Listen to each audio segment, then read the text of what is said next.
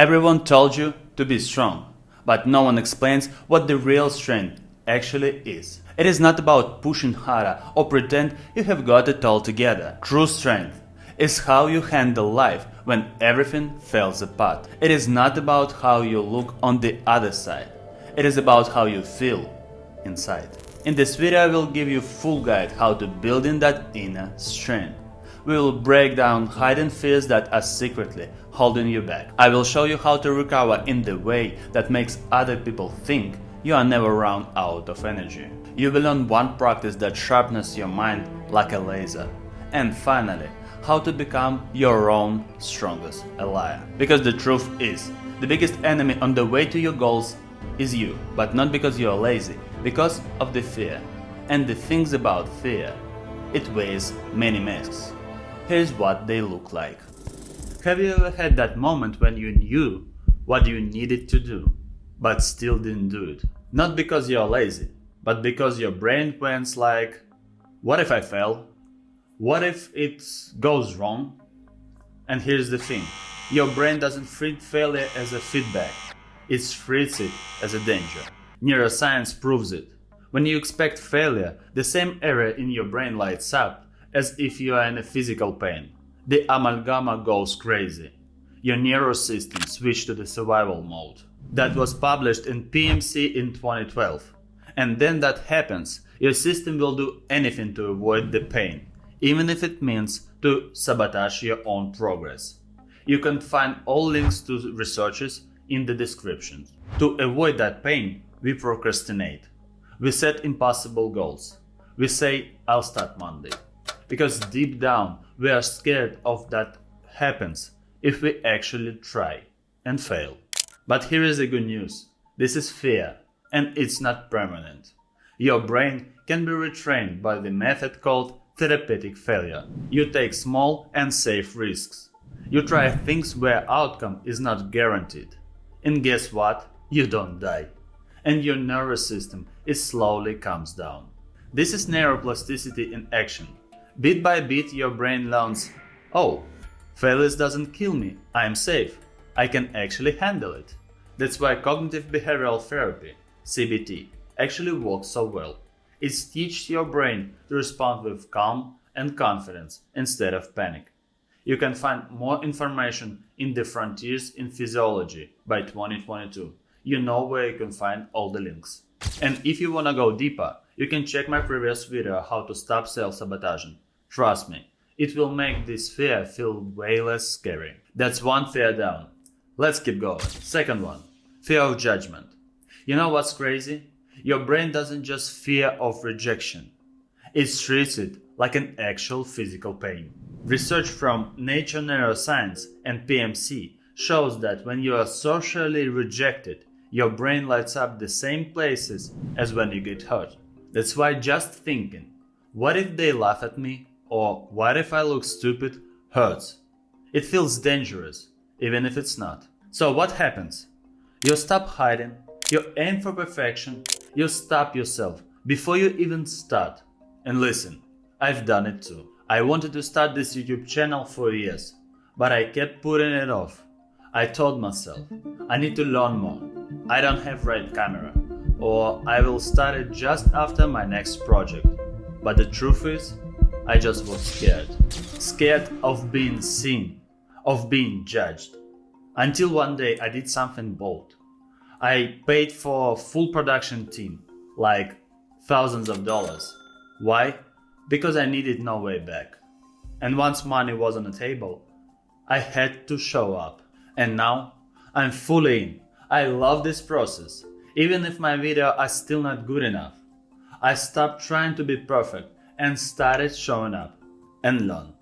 And science agrees with me too. Studies shows that exposure therapy and mindfulness actually change your brain. Your amalgama comes down. Fear pathways shrinks. You stop hyper-focusing on flaws. And you finally realize most people are not judging you because they are so busy judging themselves. If that hits you, put in a comment, what is one thing you are not doing because of the fear? I'll read everyone. And now, let's talk about fear that's even more sneakier. Fear of things going right. Fear of success. Sounds ridiculous, right? But here is the thing. Success does not mean just winning. It means change. Study shows that when you imagine big life shift, even a positive one, your brain lights up the same stress system as when you face actual danger. The amalgama, the hypothalamus, the whole fight or flight system. Why? Because success brings more pressure, more visibility, higher expectations, and more chances to be judged. It is not just, yeah, I'm winning. It is, oh no, everyone watching. So what do? You delay before breakthrough. You sabotage the momentum. And many times, it is tied to imposter syndrome. That belief that you are not really good enough, that your success is just luck. And any minute now, someone's gonna call you out. Sounds familiar?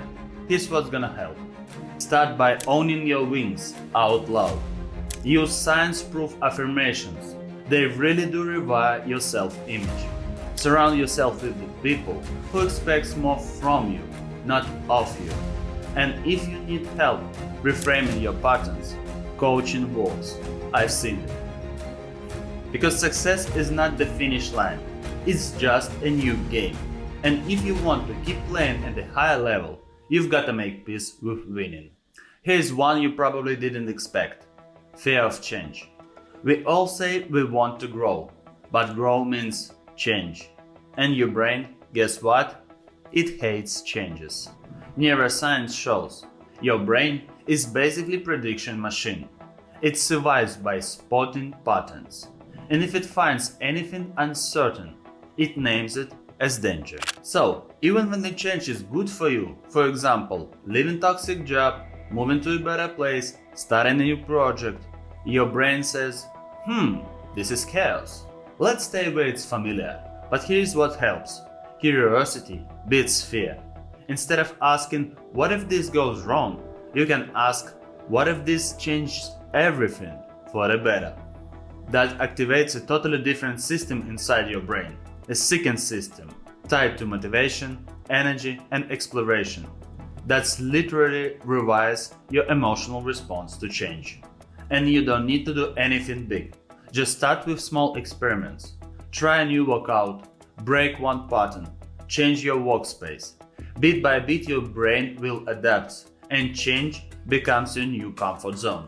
And if you need the help of training that system, watch my previous video, Dopamine Hacks Every Self-Disciplined Enthusiast Needs. It will show you how to build momentum in your habits from inside out. Alright, let's talk about the most underestimated fear. Not failure, not change, but something sneakier. Fear of responsibility. Sounds odd, right? But think about it. Taking responsibility means pressure. It means if something goes wrong, it's your fault. And that is hard. Physiologists call it anticipatory guilt. Your brain imagines the worst case scenario before it even happens.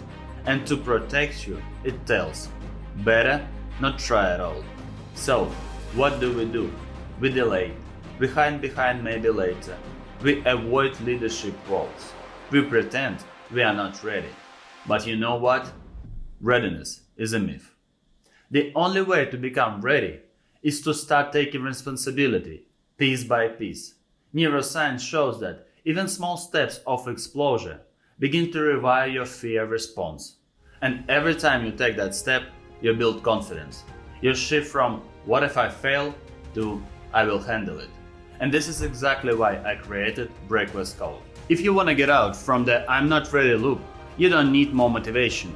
You need a system. And this is what Breakless Code is. Step-by-step system to help you finally move forward. You will find the link in the description. Now we have talked about 5 fears, but here's one more thing you need to understand. So, what do all these fears have in common? Failure, judgment, success, change, responsibility. They might look different on the surface, but underneath, your brain is just trying to protect you. It's not broken, it's not your enemy. It's just doing too good of a job. It thinks, stay small, equal stay safe. Don't move, equal don't get hurt. But the real truth, Fear doesn't disappear. You just learn how to live with it. And this is the shift. You stop waiting for courage and start training your tolerance to risk, to discomfort, to grow. Because the real strength is not absence of fear. It is taking action despite it. And this is where transformation begins. But the fear is not the only thing that drowns your strength. Sometimes it's not in your mind, it is in your body. Burnt out doesn't always scream. Most days, it just whispers. You are tired. You can't focus. Try tomorrow.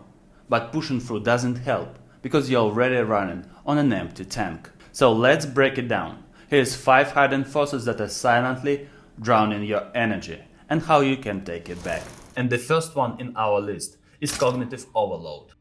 Our brain was not built for non-stop multitasking and micro decisions. Yet, that's exactly that most of us do. All day, every day. Notifications, swapping tasks, endless tabs. You think you have been productive, but you are actually running your system into the ground. Studies shows that constant cognitive load damages your focus, memory, and decision-making ability. And the worst part, you don't feel it right away. It creeps in, like that weird brain fog when you can't think clear and everything feels off. Okay, that was about your brain, but what about your emotions? And this is the second mechanism, emotional labor. The mask you wear every day. If you spend your day pretending to care, smile when you're tired, keeping it together when you want to scream, or constantly managing other people's emotion, that's emotional labor. And that kind of stress can weigh you down even more when mental work. Science shows when you pretend to feel fine all day or keep pushing down how you really feel, your brain treats it like a really hard work. Over time, it leads to emotional exhaustion, cynicism, and sense of disconnection with other people. Like you are still showing up, but you're not really there anymore. And the worst part, you can't just turn it off. Even when you leave work, the mask stays on you. And that's where the most people get it wrong. We think we are resting when we come home after work, but we are not. Which leads us right into the next one, the third mechanism, no real rest. You close your laptop and grab your phone. You scroll through Instagram or maybe check few YouTube shorts. But that's no rest, that's another dopamine loop. Your brain stays active, your nervous system stays wired, and you never actually switch it off. Studies shows when your breaks are filled with more stimulations like screens, social media, or even emails, your stress response system does not shut down. So you think you have had a break, but your brain is still running in the background. And over time, that fake rest adds up to real exhaustion. And if that wasn't enough, we also sacrifice the one thing that actually could save us. And this is the fourth mechanism, sleep problems.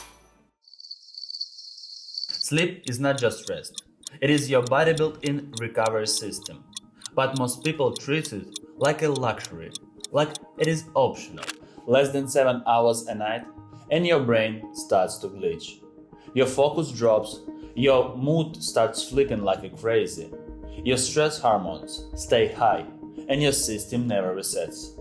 Research shows that sleep deprivation directly increases risk of burnout, emotional exhaustion, and even cognitive decline. You think you have been productive by staying up late, but really, you're just slowly wearing yourself out. And even when we try to slow down, we are still wired like we are in a war zone. And that brings us into the final point. Chronic stress loop.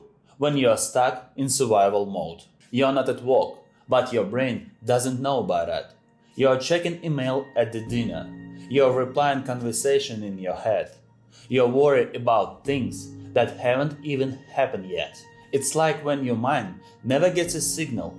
You are safe now. And that's the chronic stress loop. And over time it wrecks everything. Your sleep, focus, mood, even your immune system. Science has a name for it, allostatic load. It is what happens when your body doesn't have a real break, and the stress just keeps stacking up. Stress hormones elevated, inflammation rises, and your memory gets worse. And one day, even small problems feel like too much. Because this is not just fatigue, this is total system overload. Now you know what's drowning you. Mental overload, emotional pressure, fake rest, sleep debt, chronic stress. They don't just tire you out, they break your system. And the good news, there is a way out. And no, this is not an app or another productivity hack. It's a real recovery system, backed by science. So let me show you the 5 tools that actually help your body and brain recharge. And the first one is sleep, the foundation. Forget about hustle culture for a second. If you are not sleeping from 7 to 9 hours a night, you're running on fumes. Sleep is not just rest, it's rebuild mode. Your hormones reset, your memory consolidate, your brain cleans waste. One study showed that each additional hour of sleep led to measurable drop in burnout symptoms, even in high-stress professions like medicine. So, if you want to recover, start protecting your sleep like your life depends on it. Because it actually does. And by the way, we are preparing a new video about sleep right now, so subscribe to not miss it. Second, movement, natural reset. You don't need to go to the gym 6 days in a week. Just walk, stretch, and move your body. Even light activity, 3 times a week, can cut your fatigue in half. Studies show that doing something as simple as walking for a 6 week cut people fatigue for 65%. Not bad for just moving your body a bit. Movement cleans stress hormones, increase your mood, and help your system to reset. Number 3. Nature. Original antidote. You don't need a cabin in the wood. You need just 20 to 30 minutes in a green space, a park, a quiet street, even a few trees. Studies shows just half an hour outside significantly lowers cortisol level. They call it nature pill, and actually that's free. The same as pushing the like button on that video. Number 4. Breathe and silence. You're built in calm. Just 10 minutes a day, that's all it takes.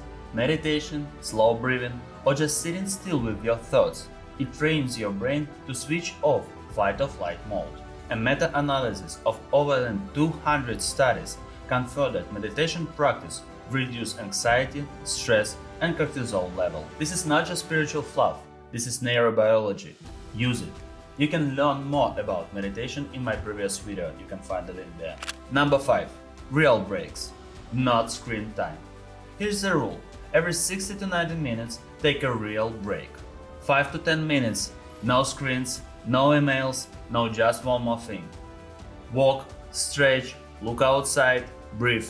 Research shows that real micro breaks improve energy, focus, and mood, and stop fatigue from piling up. These breaks are not laziness, they are maintenance, and without them you will crash. Sometimes even rest not enough. You pause, but your mind keeps racing. You sleep, but still waking up exhausted. So how do you reset at a deeper level? For me, the answer wasn't more structure or discipline. It was something I used to completely ignore. Until I realized it was the one habit that actually gave me my mind back. Let me show you what meditation is and what science says it does to your brain.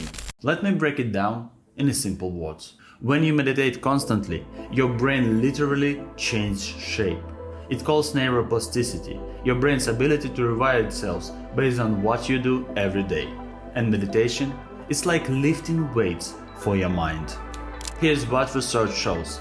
The amalgama, the fear and stress center, gets smaller. You feel less anxious and react less emotionally. The hypothalamus, which controls memory and emotional regulations, gets bigger. Your memory improves and your mood stabilized. And the prefrontal cortex, the part of the brain responsible for focus, decision making and self-control, becomes more active and more dense, which means stronger focus, better discipline and clear thinking. And here's a metaphor that helped me really get it. Meditation is fitness, but instead of pumping your muscles, you're training your awareness. Most people try to control their mind by the thinking harder, but the real shift happens when you learn how to watch your thoughts without grabbing them. You know what's funny? I used to think burnout was for the people who hate their job, but I loved what I did. I built companies, led teams, had big goals, and still there was a moment where I just crashed. I couldn't focus. I would open my laptop and just stare. Sometimes I would get mad on myself for no reason. And the worst part, I knew I wasn't being myself, but I didn't know how to come back. I tried supplements, routines, ice bath, but nothing gave me back that calm, that clear state of mind that I used to have.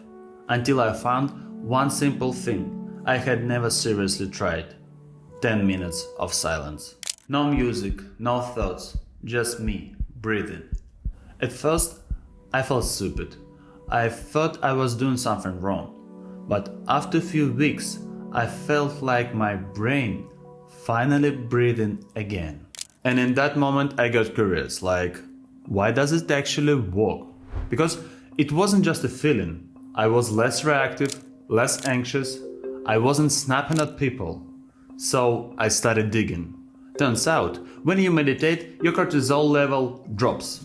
This is your main stress chemical. And your nervous system flips from fight and flight to rest and digest mode. And this is when real healing happens. And this is when your brain and body feel safe. And this is not just a theory. Massive meta-analysis of 37 clinical trials published in JAMA show that mindfulness meditation reduces stress and anxiety as much as some meds does, without any side effect. You can find all the links in the description. So yeah, once the stress started to fade, I hit to a new wall. For sure, I could still get things done, I built 2 businesses. But the sharp focus, that real mental clarity, it just wasn't there anymore. And that frustrated me the most, because I knew I was capable of more. And here I realized, my brain wasn't broken, it was overloaded. And meditation helps you to unload it, like taking weights off your back. It trains attention like a muscle, it improves memory, and it gives you back your mental edge. Don't just take my words for it. A 2024 study published in ResearchGate found that even just 10 minutes of meditation can boost your short-term memory and concentration, and even can protect your brain against cognitive decline. Another legendary study with Tibetan monks found that long-term meditation can generate huge gamma brainwave activity, the frequency linked to focus, creativity, and deep mental clarity. That was published in PNAS in 2004. And no, you don't need to be a monk to get all those benefits. You just need to push a like button and 10 minutes of practice a day. I love this line.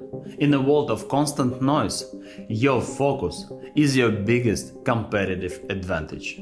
And here is one more thing I didn't expect. My body started to change before actually my mindset did. I started really sleeping, like really deep sleeping. My energy came back. I felt more grounded, more alive. And yes, science confirmed it too. Blood pressure. Journal of the American Heart Association showed that meditation lowered systolic blood pressure significantly, their standard care. Chronic pain. Mindfulness-based stress reduction, MBSR, helped to chronic back pain more than usual treatment. Sleep quality. Research shows that meditation improved sleep in older adults with real issues. Aging. The research published in 2014 showed that people who meditate regularly have longer telomeres, a protective cap on the end of your DNA. And the longer telomere, the slower aging. So yeah, meditation is not just about stress and focus, it is full body upgrade. My sleep, my pain, my recovery, it's all started to shift, and that's blew my mind more than anything else. But here's the trick. None of this matters if you don't actually start. But the good news, you don't need to escape to the mountains. You don't need candles or mantras or spiritual rope. Here's how I began. 5 to 10 minutes a day, that's easy. You sit, breathe, and that's it. No goals, no pressure, you just practice showing up. Your mind will wander, thoughts come and go, and that's okay. Every time you come back to the breathe, that's the exact rep. This is the work you need to do. And remember, you won't fix all your life in one day. But today, you can give your brain a break. And that might be the exact point where all changes begin. But sometimes, what your minds need most, it is not more focus, but more kindness. Not just silence, but the voice inside you what says, I've got your back. Let me show you what the real inner strength looks like and how building it starts with the way you speak to yourself. Let's talk science for a minute. People who practice self-compassion, they are not weaker, they're actually stronger in every single way that matters. They feel less anxiety, depression and burned out. It was shown in that research in 2015. They have more motivation, better habits and bounce back from stress faster. You can see it in that research in 2012. And it is not just about your mind, it changes your body too. Self-compassion activates the vagus nerve, which helps you feel safe and calm. It improves heart rate variability, a key sign of stress recovery. And it lowers cortisol, your main stress hormone. All of it you can find in that research in 2016. And finally, it reshapes your brain. The PMC in 2014 published a study. They used brain scanners to show that when people practice compassion, it boosted activity in parts of the brain that help you stay balanced emotionally, feel connected to others, and recover faster from stress. So yeah, self-compassion is not fluff. It is science-backed upgrade of your emotional strength, mental focus, and even your body. Let's break it down what self-compassion actually means. It is not just being nice to yourself. It is made of 3 core parts, and each of them rewires your brain in powerful ways. And the first part, self-kindness versus self-judgment. Most of us are way harsher on ourselves than we are on anyone else around. We say things into our head we would never say to a friend. But here's the truth. Constant judgment doesn't help you to grow. It triggers your stress response, it raises your cortisol, and over time, it kills motivation and confidence. Think about how we treat a child who is learning something new. We don't yell at them when they fall, and we don't call them stupid when they mess up. We support them, we offer help, we speak gently and encourage them to try again. So, why we are so cruel to ourselves when we fall? Self-kindness, on the other hand, calms your nervous system. It helps you feel safe, and when you feel safe, you can actually learn.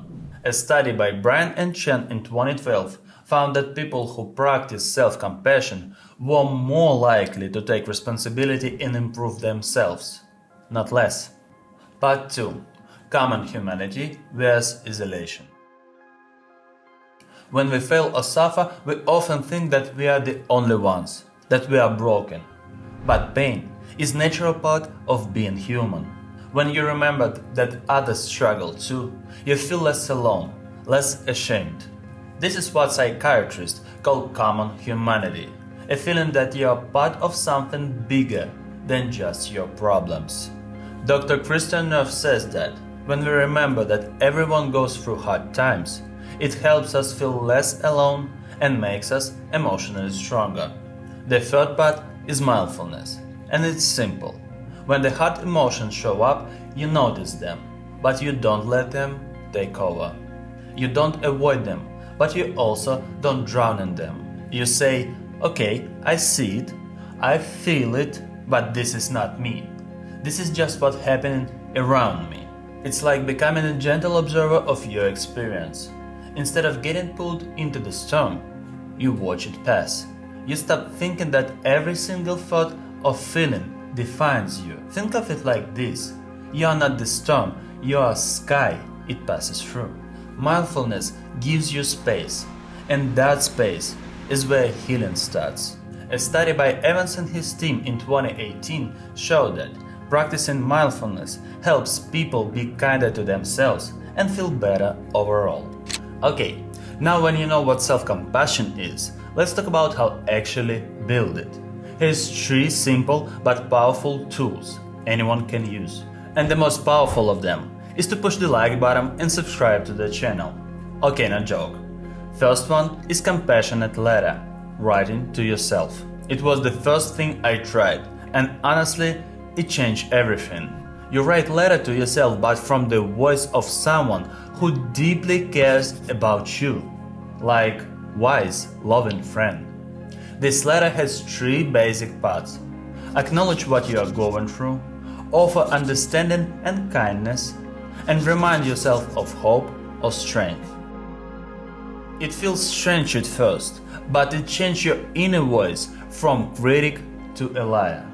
Writing compassionate letter has been shown to reduce shame and increase emotional resilience. It was proven by Shapiro and Mongrey in 2010 in the Journal of Positive Psychiatry. Second tool, Self-Compassion Break, created by Dr. Kristen Neff. This one takes less than a minute. When something hard happens, say these three things to yourself. This is a moment of pain. Pain is a natural part of life. May I be kind to myself right now. This is it. It might feel small, but this tiny pause rewires your brain. It stops the spiral of self-blame and brings you back to calm. Dr. Kristen Neff provides a detailed explanation and guided practice on the Self-Compassion Break on her website.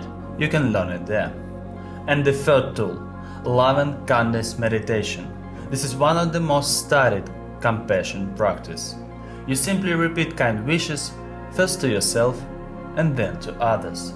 May I be safe. May I be strong. May I be at peace. Even just 5 minutes a day can shift your brain. A study by Klimetsky in 2014 found that this type of meditation increases empathy and activates areas of your brain responsible for care and connection. None of this is magic, but if you practice them even a little, you become a kind of person who has your own back. If you try any of these practices, or if one of them really spoke to you, let me know in the comment. I would love to hear how it landed to you. Most of us, including myself, were taught that being hard on yourself makes you stronger. But science and real life says opposite. Being kind to yourself doesn't make you weak. It makes you more stable, more focused, and more resilient. Because when life knocks you down, you don't need a bully in your head. You need a coach, a calm voice that helps you stand back up. Let me be honest. Fear, stress, exhaustion, self-doubt, they won't just disappear. But you don't have to let them take control on your life. Because the real strength, it is not about having no weaknesses. It is about moving forward, even when they are still there. That's the real shift, and it is something you can train. If you are interested, type free in the comment and I will open access to my free course with more tools for your growth. Or you can watch this playlist to keep going. See you there.